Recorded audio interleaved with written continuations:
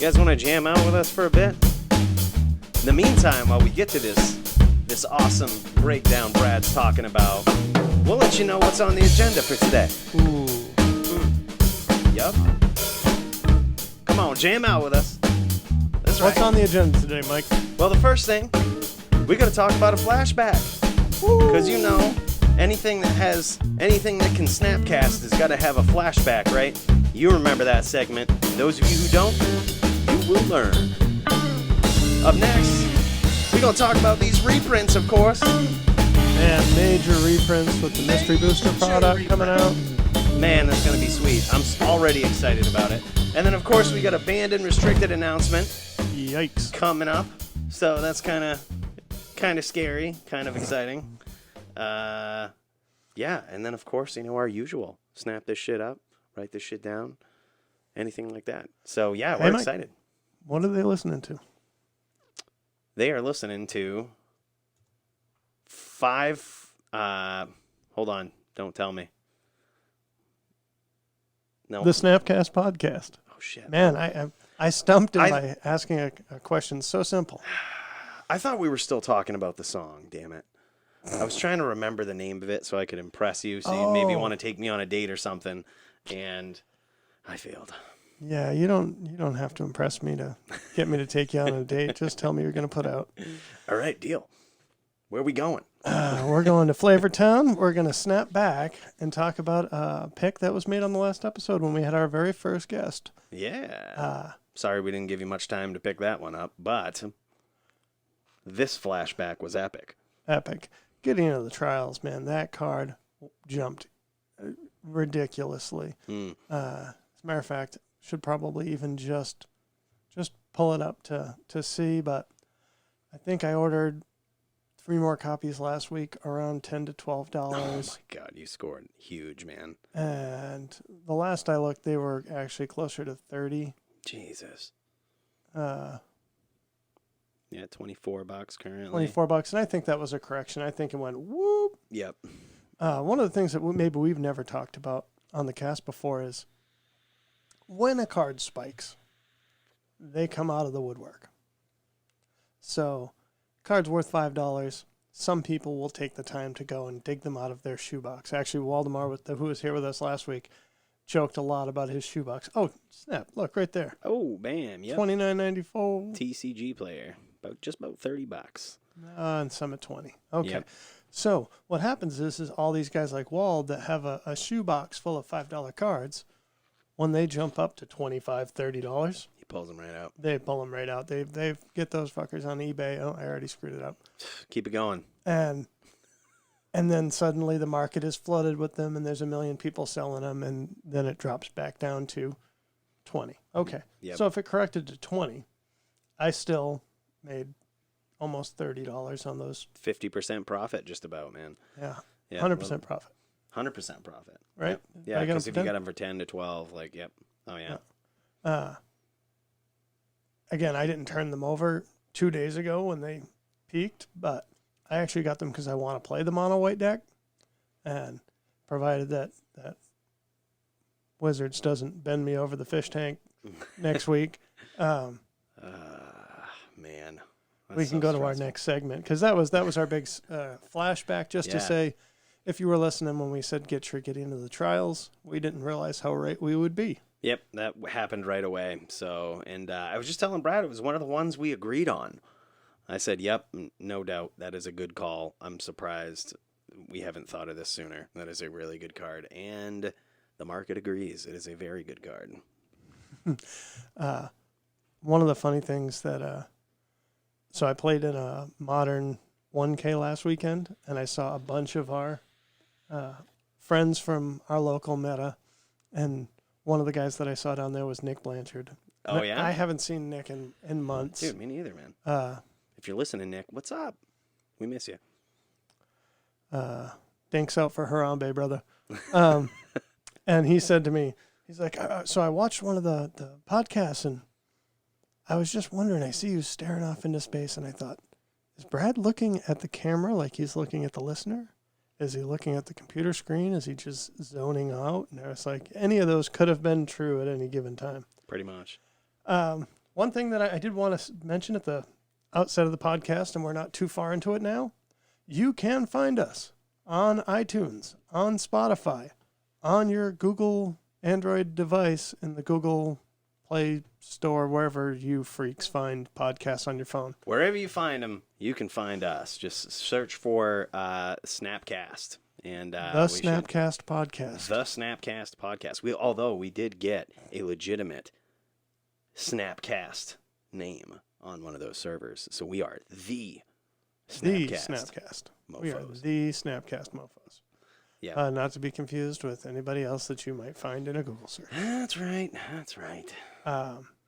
But so a minute ago when I was staring off into space, I was going to our podcast host to just double check that we are listed now on Apple, Spotify, and Google. That's so cool. I feel almost legitimate. Yeah, we're getting there, man. My dad would be proud. That's right. If you're listening, Mama, I hope you're proud of me. My dad, bless his soul, may he rest in peace, never even heard the term podcast in his life. No. But I'm sure he would be proud that you're doing your thing, man, and passionate about it. You are one of the most quietly passionate people I know. Like, very passionate in your beliefs, but very humble in your delivery for them. And I think that's what makes you a really good guy on this whole Snapcast. Thanks, man. I mean that. You smell nice. Thanks. I even sprayed myself extra nice this morning with a bit of extra cologne just for you.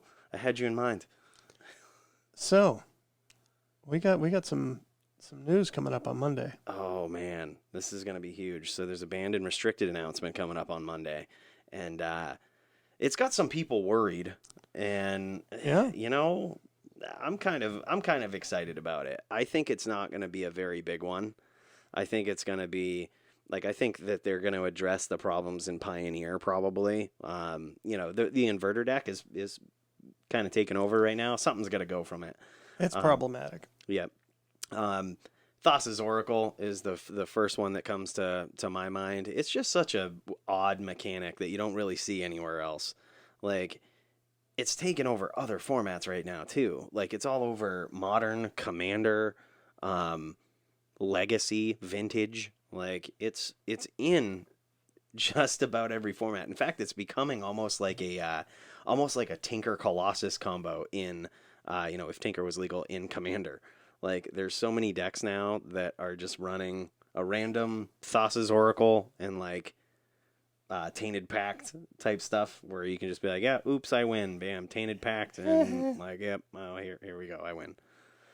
But yeah, I think that card's got to go for sure from Pioneer. It's just too early. Like, it can come back later, but right now it's just too early. I know a lot of people that are saying that Wizards likes to try and cripple a deck without removing the archetype. And I don't know that this deck maybe it still exists with just the Jace Wielder of Mysteries inverter combo. But I think that they might aim for something a little lower down the totem pole. Maybe. Like Dig Through Time. You think that'll be the deck that gets Dig Through Time banned in Pioneer? I think that they're probably always just looking for an excuse. Yeah. To ban Dig in Pioneer, and this is as good a reason as any. Get it over with now. Exactly. I mean, I think it's eventually going to happen, right? Like, if those cards are banned, if you have Treasure Cruise and Dig Through Time banned in Modern, eventually you're probably going to see it banned in Pioneer. Yeah, and Pioneer is starting to look like a Modern Light more than a Standard Plus. So a lot of the comparisons is Pioneer a heavy version of Standard or a light version of Modern? I think it's airing more towards Modern. Yeah, I mean, it's getting there. I think it's got a ways to go. Like, we were just talking, and I said I was watching Magic Aids do his thing with the what was it, the Indomitable Creativity, and that's a cool deck. But it just demoralized me to Pioneer. I'm like, this is a good deck. Like, this can beat the inverter combo. Like, oh my gosh, this is crazy. He says that, I'm so stoked to play Pioneer this week. And I'm like going all whole hog in on a deck, like ordering foil basics. I want this to be my deck for life. What deck is that, Brad? It's the deck that is probably going to get Walking Ballista banned out of What? Pioneer. You think Walking Ballista will be banned? Do you think there's a good possibility of it, or do you think they're going to let that one go for a little longer? I think they're going to let that one go for a little longer because the mono white devotion deck is secretly better than Dimir Inverter. I think it has good matchups against, or at least fair matchups against everybody. It has a combo finish as well. So one of the things that people praise the Dimir Inverter deck for is being a reasonably good Dimir control deck that ultimately can just beat you in the air with a 6/6 flyer. Right. But it will push you and Inquisition you, and it will keep you from doing your game plan and then close out with a combo. Yeah. The mono white devotion deck, which is the deck that I'm working on for Pioneer, is sort of like it can tend towards a white weenie deck. Like I'm going to play a 1-drop and a 2-drop and a 3-drop and try and swing, and I may be able to just combo you out on turn 5 if I've got a Daxos on 2 and a Heliod on 3. On turn 4, I can play my Walking Ballista. Yeah. And combo kill you. Yep. That's even faster than I think the Thassa's Oracle combo can. It is. get. It is definitely just a bit faster. They both have their merits too, though. Like because the Dimir Inverter is more of like a control-y style. So if they recognize that you can do that, they recognize you're close, they're going to try to interact and stop you. But I've always been more of a fan of that style that you're talking about, where it's like sort of aggro and you can finish with a combo, because you just you attack on two very different and very important levels.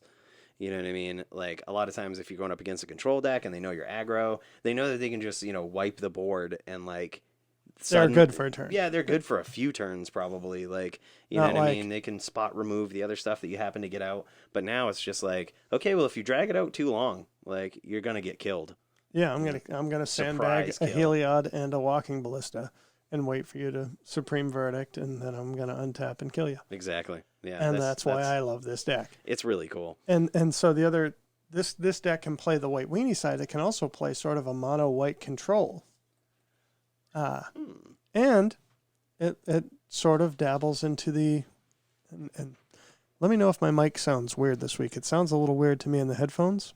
You sound great, but you getting over your sickness, you sound a bit like Britney Spears with your nasally voice. Oops, I did it again. No. 'Cause you know that I'm toxic. Toxic. Literally toxic. Yeah, he's got the Bud Light flu over here. I'm gonna watch out. I'm not blaming Moeller. I'm just saying it's Moeller's fault. I rode down to the 1K with a bunch of friends. Actually, we had a guy from our shop, Byron DeGrave, actually made the top 4 in a modern 1K. Hey, congrats, man. What was he playing? He was playing Green Black Elves. Of course he friggin' was. Notorious Elves player. Very good, too. Notorious. I lost my winning, and that sucks, man. Yeah, I was 3-0, went into round 4, got crushed by Grixis Death Shadow, rallied in round 5, beat blue-white control in 2 games. I was like, okay, here we go. All right. I'm going to be 4-1. 4-1 going into round 6. Like, I should be able to draw.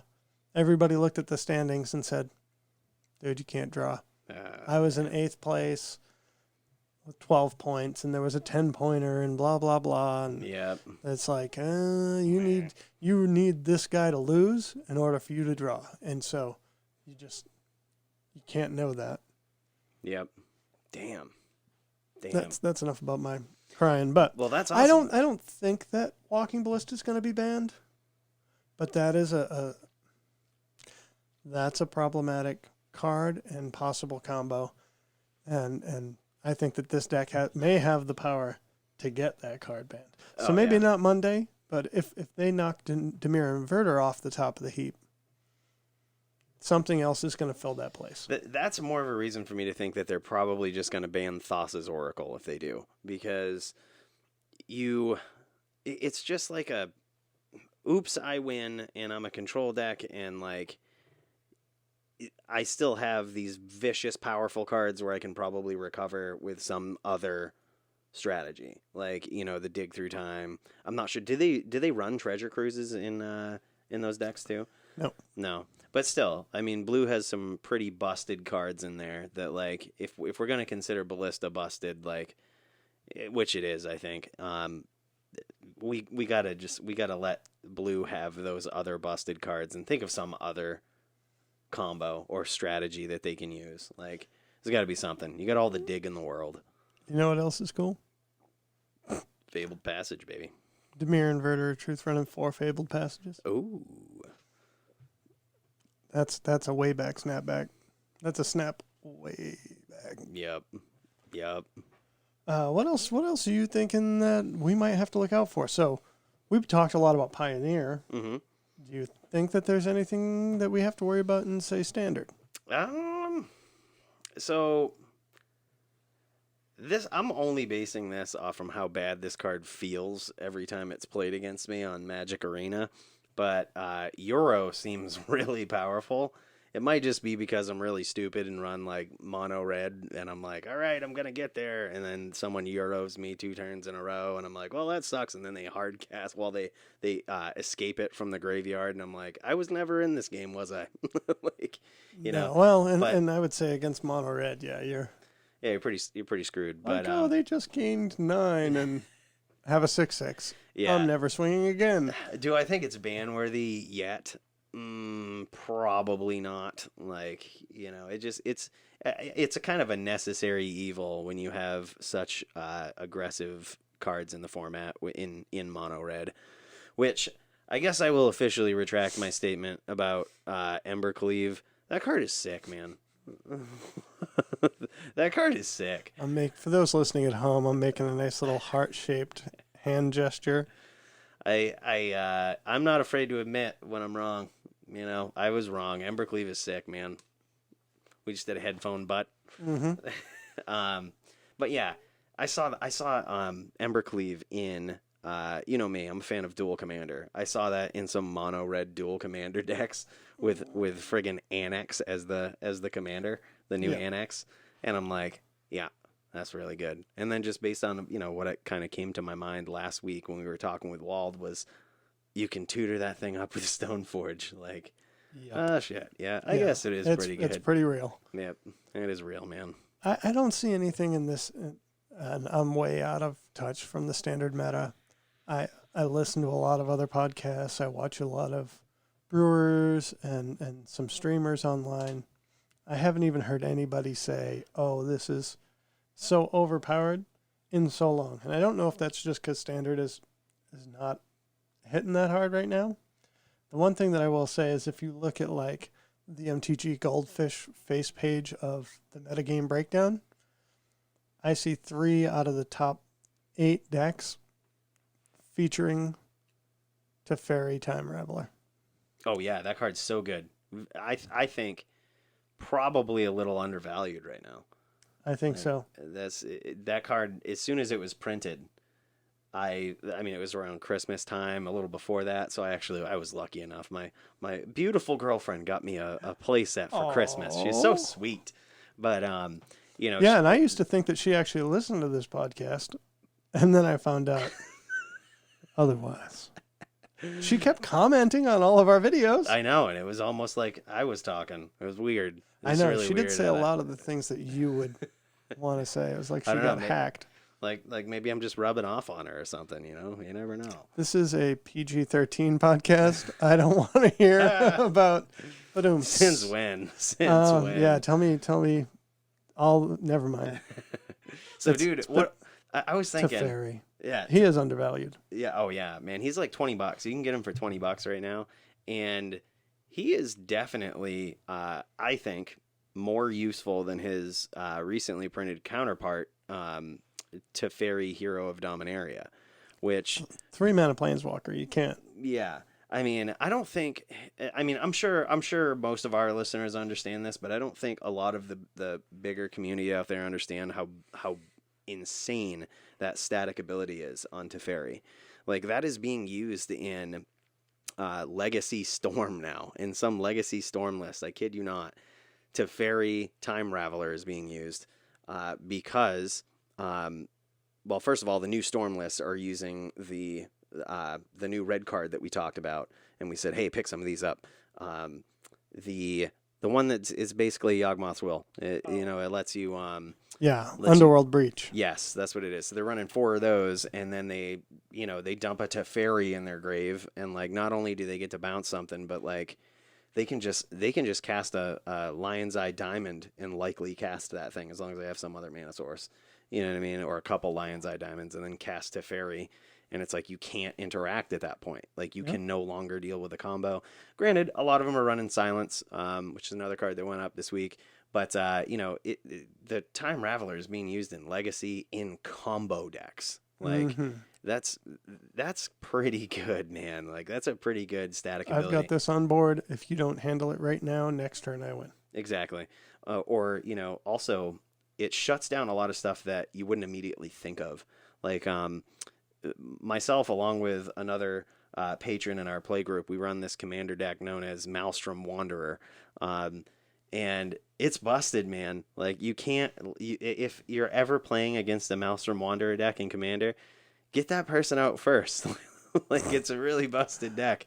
And he says that now, but when we kill him first, it doesn't feel good. No, I fully understand. Every time it happens, like in fact, when it doesn't happen, I'm like, you should have killed me first. Now you all did. Now you all. Like I remember the last pod that we played over at Leaf's house. It was like I was allowed to take a few extra turns. People were attacking other people, and I'm like, well, y'all done messed up. Like that's as soon as I get going here, it's not gonna be good. And yep, sure, just all I needed was a couple of turns, just rebuild the board, get some mana rocks, and bam, bam, bam, bam, bam, bam. People are countering all this stuff, trying to deal with, all the crazy junk that's on the board, and it's just more just keeps coming. Like, it's so hard. But you know what card shuts that down? Teferi Time Raveler. Teferi Time Raveler, man. Because you cannot cascade. You cannot. You can't cast a spell while another spell is on the stack. Exactly. The stack is not empty. You cannot cast another spell. So I think most of our listeners probably know this, but for other folks, if you spell queller a spell and exile it under spell queller, and then later kill the spell queller, you can't cast it if Teferi's in play. Yeah. Because again, there's something on the stack. That's the spell queller's leaving the battlefield ability. It's the triggered ability. Yep. So that ability is on the stack, and as the ability is resolving, it gives you the option to cast the card, and because that ability is on the stack, you can't. So hosed. I don't love them hose. I'm looking at a standard blue-white control, and it doesn't look a whole lot different than a modern blue-white control. I mean, the makeup is the same. Yep. It's just the names of the cards are a little different. Yep. I mean, Narset Parter of Veils is definitely used in some of these Eternal formats as well. Like it's See, really she's good. getting a 4-of reprint in that Challenger deck, so she's dead to me. She's dead to me. I don't know, man. Write this stuff down. Write this shit down. And Teferi Time Raveler, if you don't own them, I would definitely say that's a write this down. If you're not going to play it today, I would not say snap it up. One of them is getting reprint. Oh no, that's not getting reprinted in the other deck. But there are a few extras out in the market. There are also the Japanese ones, and then there are the stained glass versions. Beautiful cards. They are beautiful, and they're fairly rare. But for the most discerning collector, those are going to get scooped up first. So these may stay at that $20, $22-ish range. Yeah, for a little while. Anyway. For a little while. They might even go down, except, and is there anything else that we want to talk about in Panda Restricted announcements? I would just say real quick, before we get into the other end of this, where we talk about reprints and then possibly cards maybe you want to pitch. Yeah, I would just say one thing that I wouldn't be surprised if it got a ban in modern would be Once Upon a Time. What? Yeah, that's it. I mean, I'm not putting all my eggs in the basket that it will get banned. You're not pitching yours. You're just. I'm not pitching mine at all because I love the card. I think it's awesome. But gosh, you don't realize how busted it is until you play it from your opening hand, like turn 0, and you're like, oh yeah, I kept a hand with no land, but that's all right. I get 5 more looks. Like all I need is 1. All I need is 1. I've already got the Noble Hierarch, or I've got 3 lands and a couple of 3-drops. I just need that Noble Hierarch. Exactly. It's so good, man. Like so I mean I wouldn't be surprised, but if they're not banning Ancient Stirrings anytime soon, they're probably not going to ban Once Upon a Time. But then again, there's an infinite difference in power creep when you can cast it for 0 as opposed to 1. So who knows? Speaking of green cards that you can cast for 1, I think just about only in Modern right now, it's Veil of Summer. Ooh. That's on my. I wouldn't be buying any foils of that for Modern this week. Really? Well, for 1, it's stupidly expensive. The $30 foil uncommon. Yep. That's obscene. Yeah. So here's my feeling on bannings is I think we rarely ever see a defensive card get banned. So usually it's either an enabler or a very difficult to deal with combo piece, or something that's difficult to interact with. You just don't run black or blue and you can interact with Veil of Summer. Like, you know what I mean? It's very defensive. You're only playing it to defend yourself. You know what I mean? So I don't see it getting banned. Just because I think it would be a first that we've ever seen Wizards ban a defensive card. Would it? I mean, I might be wrong. Let me know if I'm wrong, but I don't think there's ever been a defensive card that hasn't been used in some other busted combo or something. You know what I mean? But something that's strictly defensive. You're playing it just to either survive or stop your stuff from getting countered or killed, or we've rarely seen it. All right. So the thing that I was going to bring up about Teferi, because I was thinking, right, if that's not a snap this up, but a write this down, I came across a theory today. Ooh. It was not a conspiracy theory, although if you've got those, feel free to share them in the comments. Please I love do. them, and I'm already, paranoid about the COVID-19, so why not worry about the meteor? He might actually have it, is what he's not telling you. I may be infected by the end of this podcast, so it's been nice knowing you guys. Love you. Remember a couple of weeks ago when I was talking about Plague Engineer? That's foreshadowing is what that Ooh, was. that's nice. Is Pioneer going to change rotation price drops? I think for sure. Like, if, especially this early in the stage, like this early in the game, if a card is good in Standard and it's at least being tested and tried in Pioneer by the time it gets rotated out, that's definitely going to allow them to maintain a bit more value coming out, right? And that's my thought is, normally we would say at rotation, players that just play Standard are going to out their stuff. And it's the best time to trade in or buy because the price graph will dip and then over a longer period of time come back up. Mm-hmm. But if that card has immediate playability in the next format over, Pioneer, those Standard players that, if they were just Standard players that now have cards that are playable in Pioneer, they're more likely to play Pioneer. Well, it's true, but also if you're thinking from a speculative standpoint too, like maybe it's not used in Pioneer, but it's a good card. You know what I mean? Then you might just want to hold on to it too, because, or snap them up when they rotate out, because that in that immediate future it could very well be used in Pioneer. So good point. And the ultimate, the ancient adage holds that there are no bad specs. There are just longer term specs. Somebody out there probably had 50 Inverter of Truths in their shoebox. Tell that to all the people that bought cards before Chronicles was printed. They're dead. They're all old. I'm not going to swear. You can say it, man. Nope. Just let your inner being out. Yeah, I think that we haven't had a rotation since Pioneer. Is that accurate? Or did we have one and nobody was really paying attention because new and shiny was all up in our faces? What about Dominaria? Was that around when Pioneer? That's interesting. I don't know what the timeline is. Oh, yeah. Look at that tab. Oh, bam. Either way, do we want to keep pulling on this string, or do we? Yeah, want to you know move what? on? That's what I'm saying. Like, who cares? You guys will know. And either way, like, point remains. Like, it could be good. Like, Pioneer will allow us to maintain some value upon rotation out of standard. But speaking about value, and value, there's we about to talk about these reprints coming up, man. I hope you guys are ready because some of these we're so excited about. I can't even understand it, and I said it last week when we talked about the Jumpstart game, those packs having 500 reprints. Now, for the last almost year, Wizards has been firing mystery booster draft events at Magic Fest.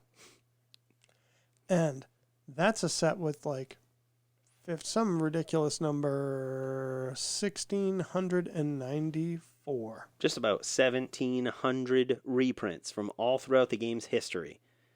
121 copies of something new and surprising. Yeah, that's insane. So that's been going on for about a year. And there are tons of cards in that set of value. Ristic Study.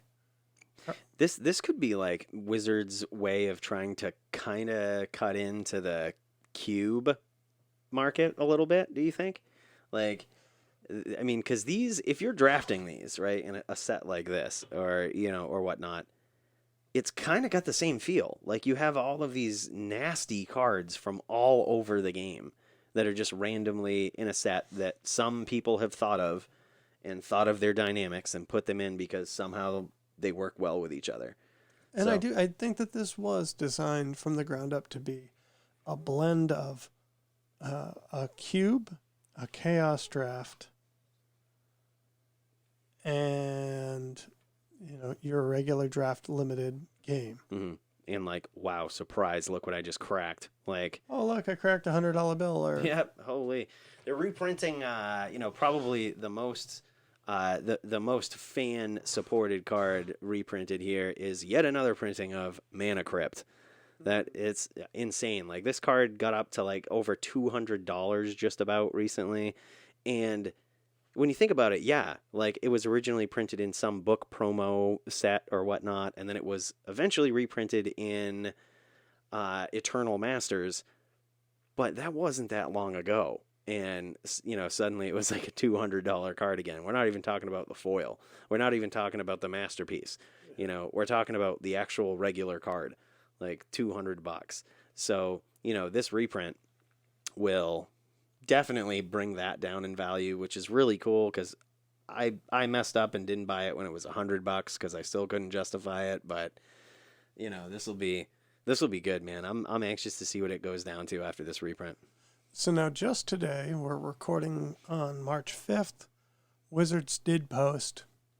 What's going to be different about this product is it's been being opened at Magic Fest this past year. And every draft is sold out, by the way. I don't know if you've been following this, but every event that they've had where they've offered this product for draft, they've sold out. Wow. So there's been a lot of these packs cracked. The thing is, with whatever 1,700 cards in the set, the odds of you getting any one of them, very slim. Very slim. Mm-hmm. But just the fact that they're releasing it on a large scale too, just put so many more copies out there, And I think this is the first time we've seen a set this large ever. So possibly this could be a social experiment with the secondary market as well to see, okay, if we release a, you know, in the just about the same quantity as we do any other special release set, if we release a set that has 1,700 cards in it, what does that do to the value of the cards? You know what I mean? So yeah, and Wizards, I mean, WotC's definitely experimenting right now with the print direct-to-consumer product model.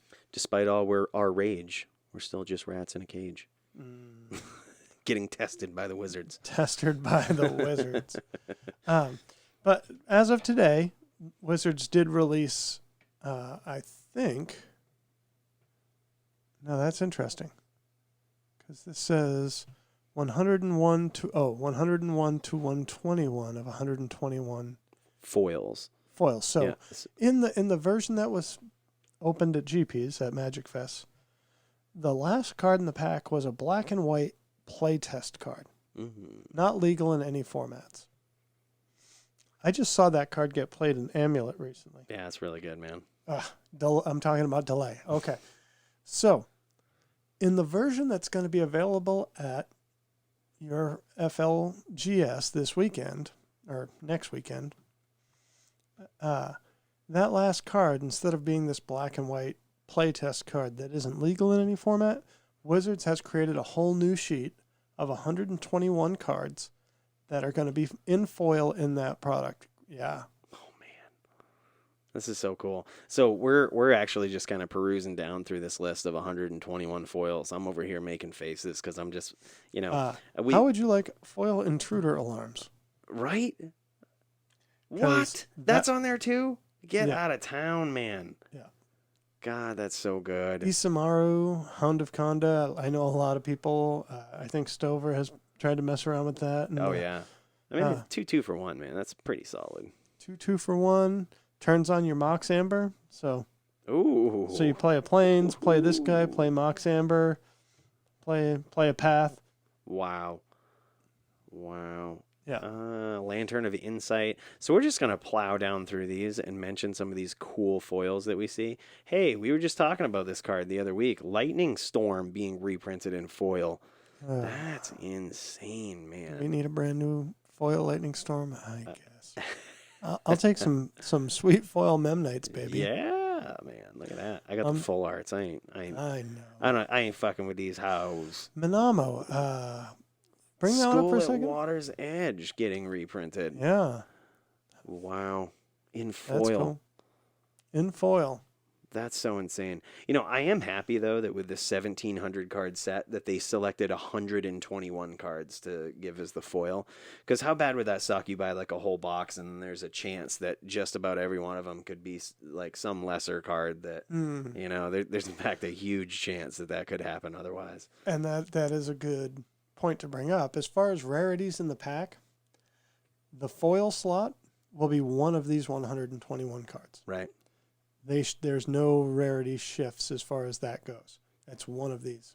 They're reprinting Mind Slaver in this foil list. Mind Funeral. You can tell we're in the M's and N's right now. Nor in the Wary. Nora the Wary. I like that guy. God, that's so cool. Paradox Haze, man. I thought people forgot about this card. Yep, it's 3 mana enchantment, and it says enchant a player, so you usually just enchanting yourself. Well, unless you're getting tricky. But it just says enchant a player has an additional upkeep each turn. It's pretty sweet. Pull from Eternity, Pyretic Ritual. Pull from Eternity is catching a reprint? Yeah. What? Come on. Wow. That was used like once in Modern by Jeff Hooglin on his channel. And Ravenous Trap.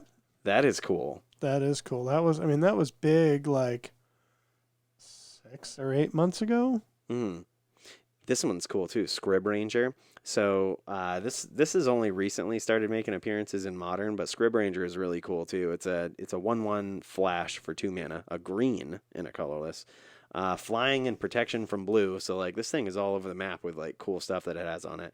But then it just has this awesome ability that says return a forest you control to its owner's hand, untap target creature, play this once per turn. So I hope you guys sold your foil Sun triplets. Yep, that's catching a reprint right there. in this list of 121 foils, Centriplets makes an appearance, man.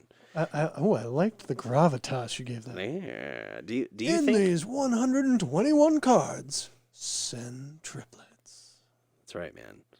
Dude, so do you think they're going to keep all of this original art for these, or do you think they're going to redo the art for some? So, as far as I know, everything that they've done in the mystery booster sets, the card looks identical to the original printing, except for a little tiny planeswalker symbol in the bottom left corner.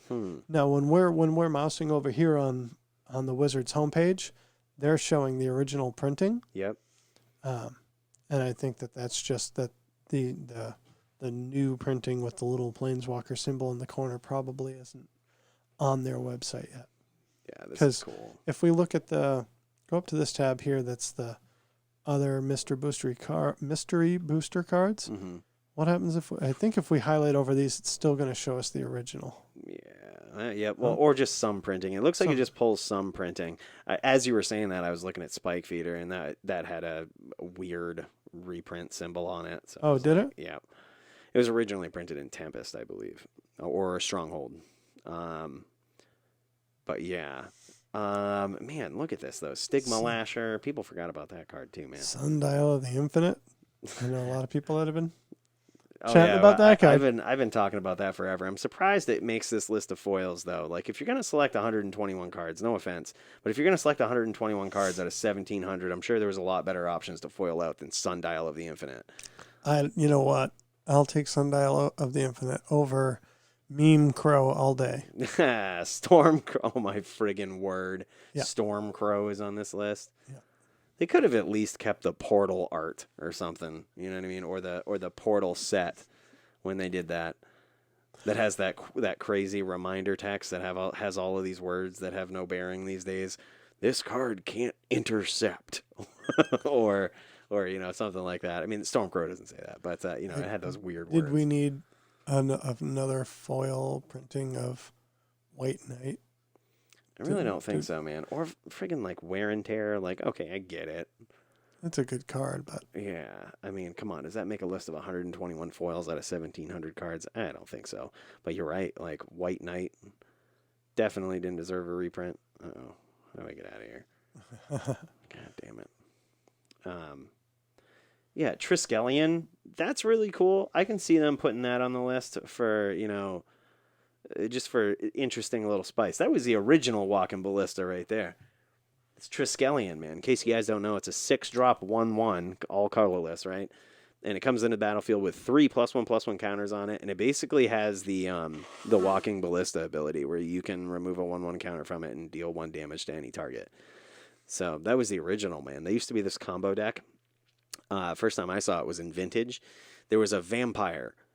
Comment if you know the name of this vampire, because I've forgotten it, but it is legendary. There was this vampire. You'll win a shout out on the next episode. You will. Yep, a straight up shout out if you can comment the name of the vampire that comboed with Triskelion many years ago. But the vampire said, whenever a creature you control deals damage to anything, basically, put a 1/1 counter on it. Yeah. So you can see how that's going. It's almost like the Heliod Ballista combo, in its primitive days. Oh, baby, my baby. People used to tooth and nail those 2 cards in. Yeah, that's crazy, man. Back in the day. I have all this random knowledge of stupid decks, and I apologize for it because I feel like not everybody cares, but some of this stuff is really cool, man. I'm the new breed. I'm keeping up on the new stuff. Every once in a while, you hit me with that OG knowledge, dropping knowledge on me. OG, homie. I appreciate it. Yeah. But yeah, look at this. We got Witchbane Orb that's going to get foiled. Zer's Weirding, which is really cool. Do you guys know what Zer's Weirding is? For anyone that hasn't played it, this card is kind of cool. It's just an interesting, odd, weird dynamic, right? So it's a 4-drop enchantment, and it says players play with their hands revealed. And then, so cool for Commander, right? Because it says if a player would draw a card, he or she reveals it instead.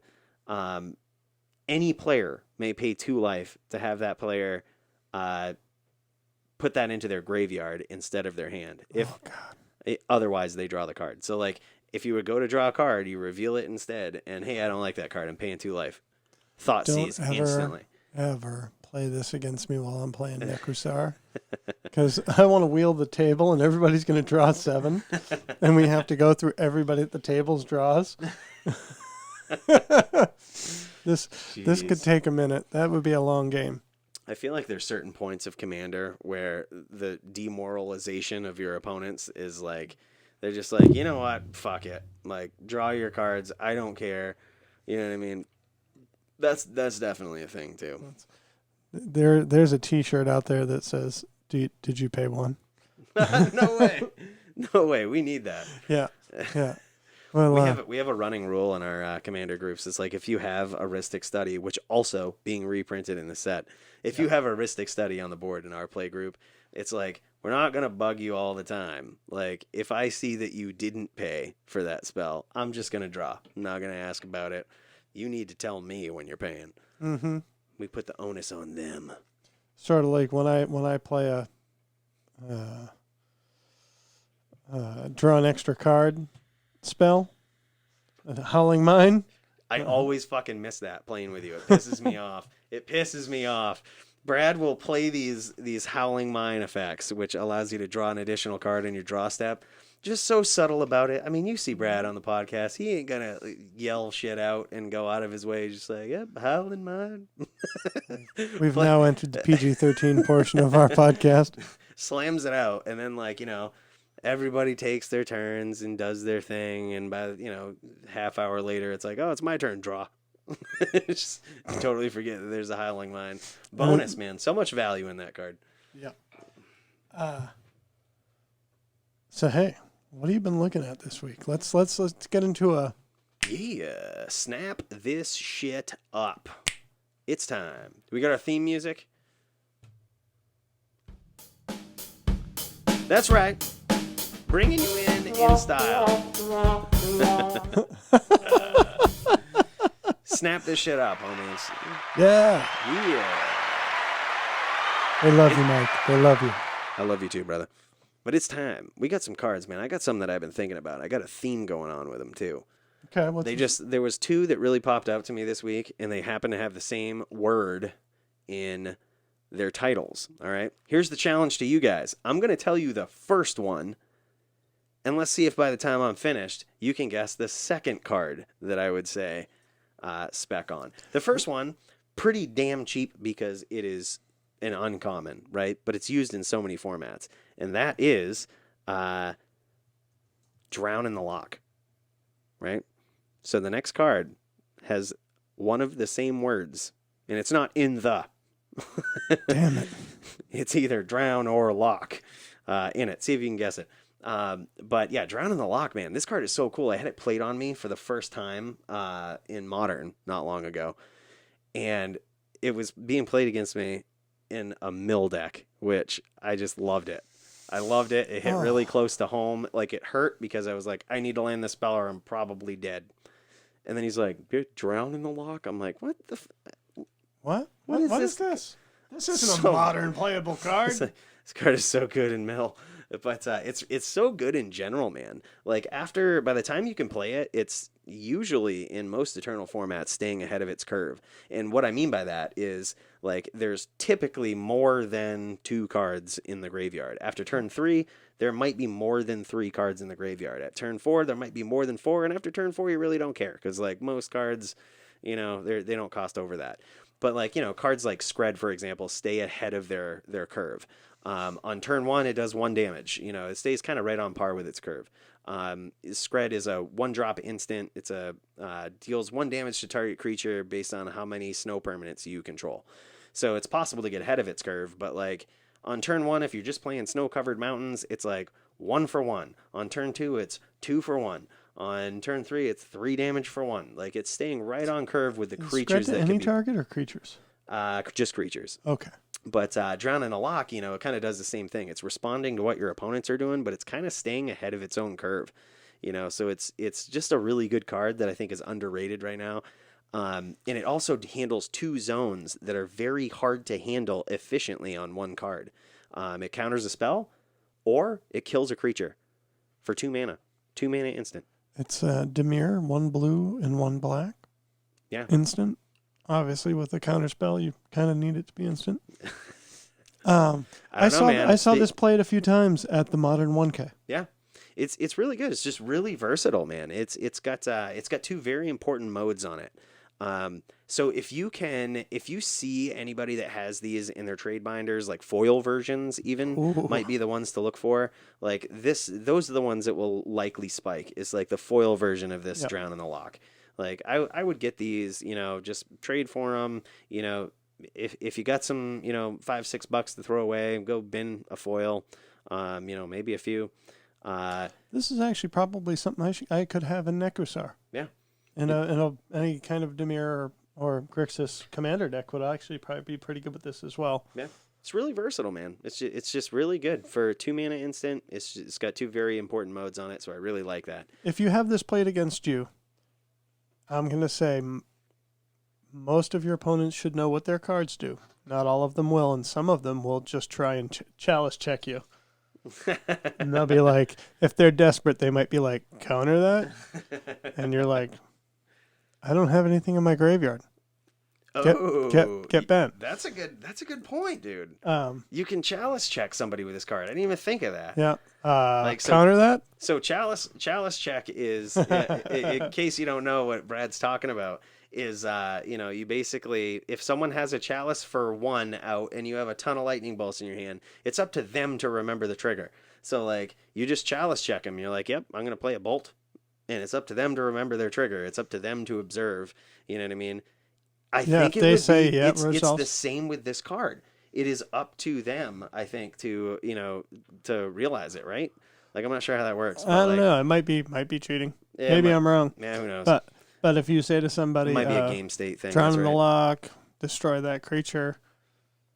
I just know I had one opponent that I knew was playing it, and I knew for this whole portion of the game, I was playing under the assumption I had a cavern, so they couldn't counter anything.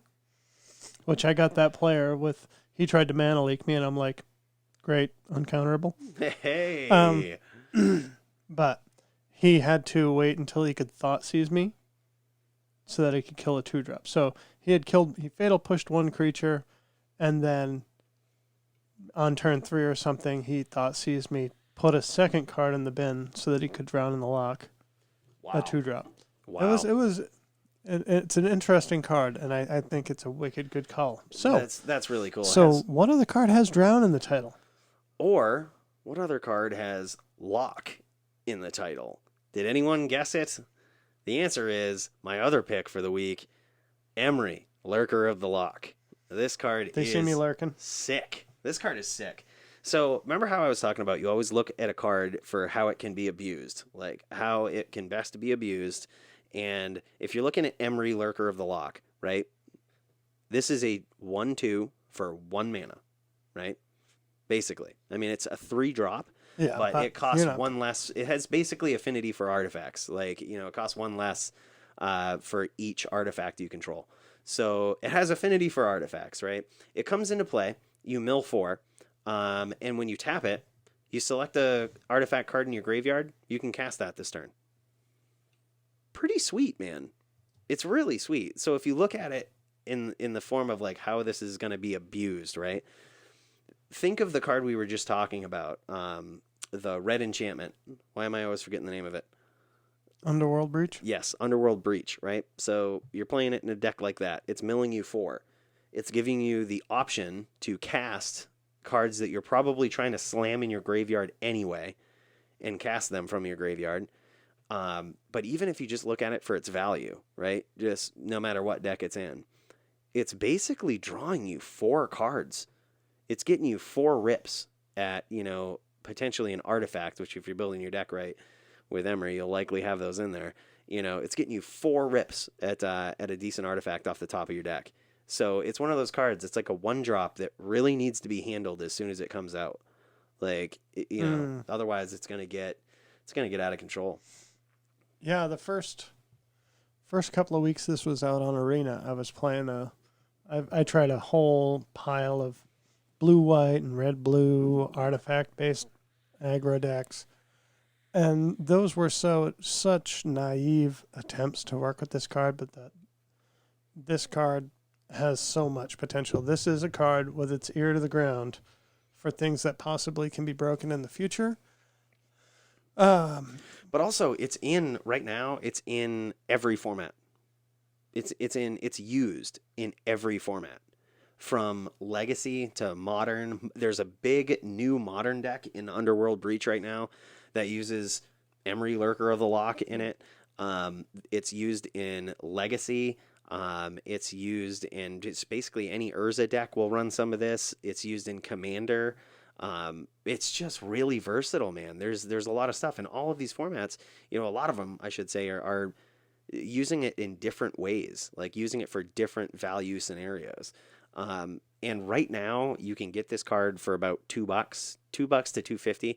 I just bought a play set on eBay for a little over $9.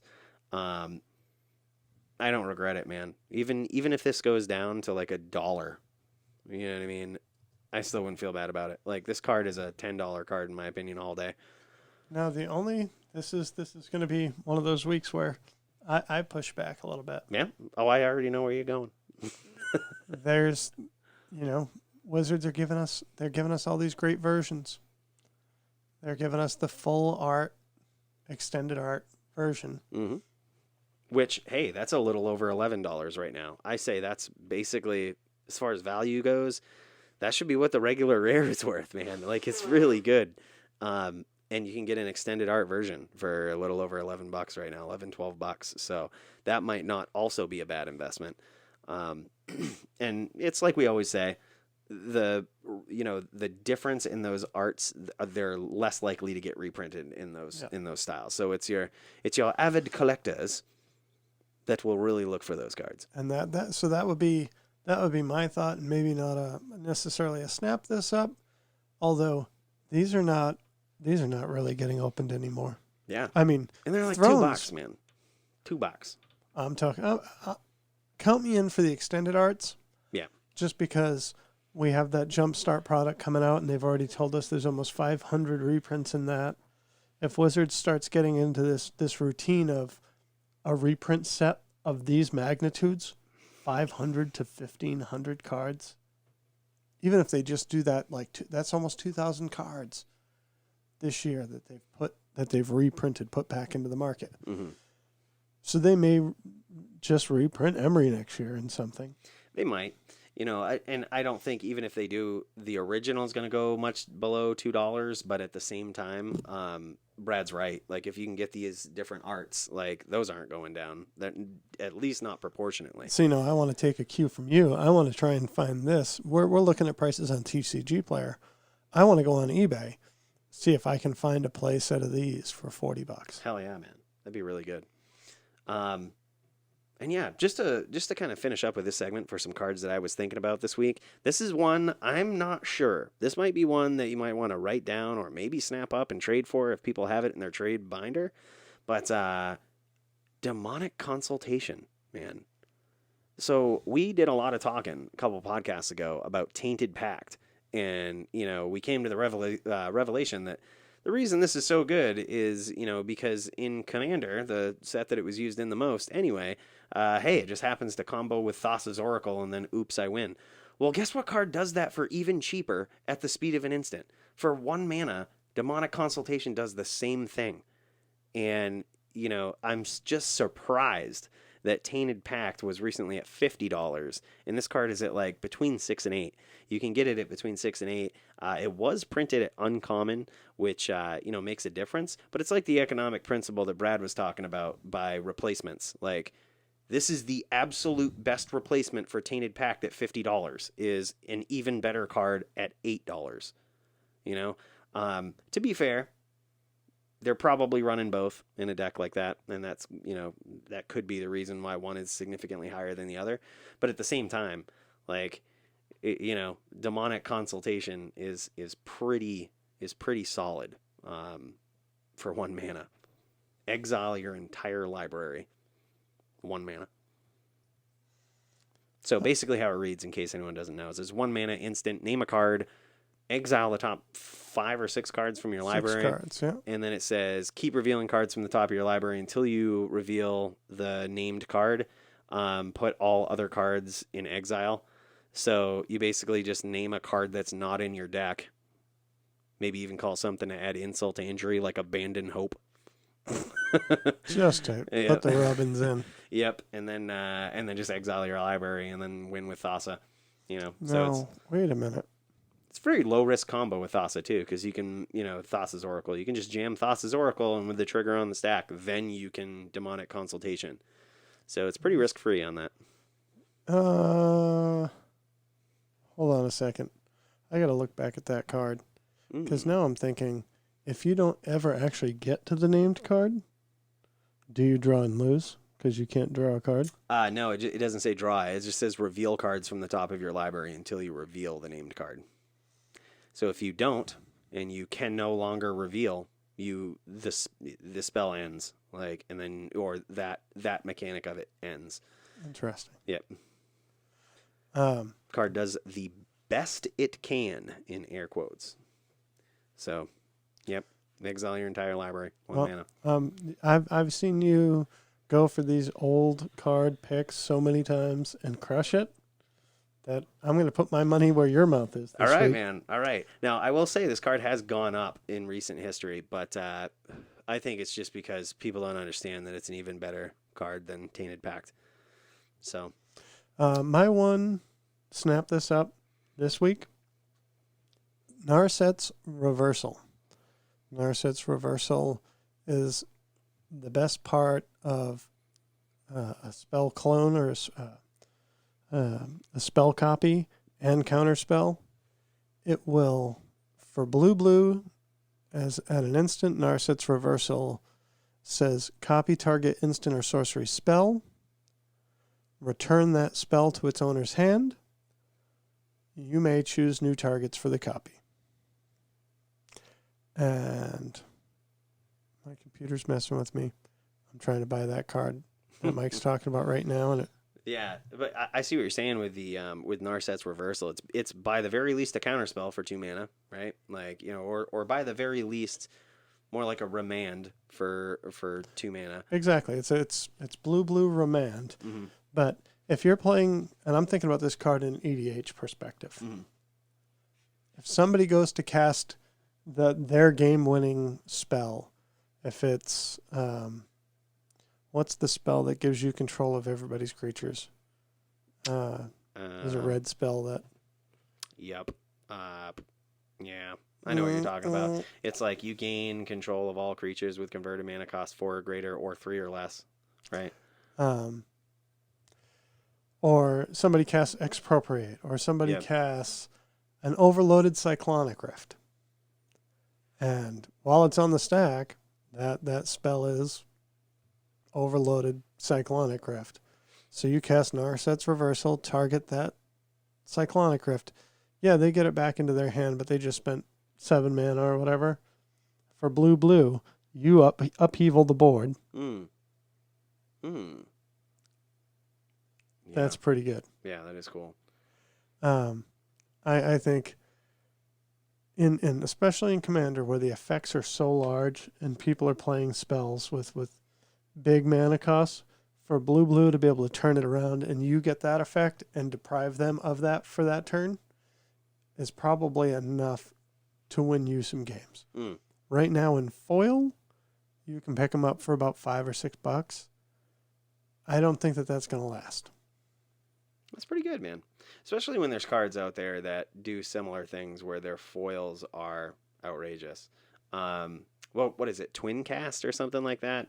For a while, that card was like $10, and I think its foil is even more now. Yeah. But yeah, it does the same thing, but I mean, essentially less. And that's a really good pickup for and that's a really good foil. So this may be a very good pickup at that price. And the non-foil. So this is to just put it in more perspective. This was a rare from War of the Spark. So this is recent. This is not an old card. It is not played in Standard. It's $2.20. And again, I say when there's a bulk rare in an in-print set, that's a couple of dollars. There's a reason. So, yeah. Narset's reversal. If you don't have it, snap this shit up. Get it. Again, I'm really excited to say you can listen to us on any of your podcasting services on your phone. If you're Google, Android, we're on Spotify, we're on Apple Podcasts. You can find me on Twitter. I'm a twit at Zetabase. Mike has an account. I bet he doesn't even know what his handle is. I think it's Cooley with 3 O's, if I had to remember. I don't ever use it. Don't tweet at me. I don't even care. I'm not going to check it. I haven't logged on there in years, man. Maybe we ought to have it's so funny because apparently now Twitter is passé and people are doing all of this stuff on Insta, which is hip short lingo for Instagram. Yeah. Hell if I know.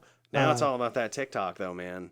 You know what? You're right. We could just jump right to TikTok. We really could, man. We gotta catch up with these kids. You don't want to see Mike and I like dancing and singing, doing choreographed bullshit. No. But we really appreciate everybody that has been listening. We've been watching those view numbers go up. We've been watching the subscriber numbers go up. It really means a lot to run into people that say, "Hey, I listened to the show. I agree with you," or "Hey, I listened to the show and I don't agree with you." Or yeah, it's just really cool to hear feedback from people like online and in person. So we appreciate that. We're not hitting hundreds of thousands of people, but it seems like the people that are listening to us are really taking an appreciation for what we're doing, and we want to let you know we appreciate that. Absolutely. Any last words going out the door? Get 'em, homies. Get 'em. Snap it up.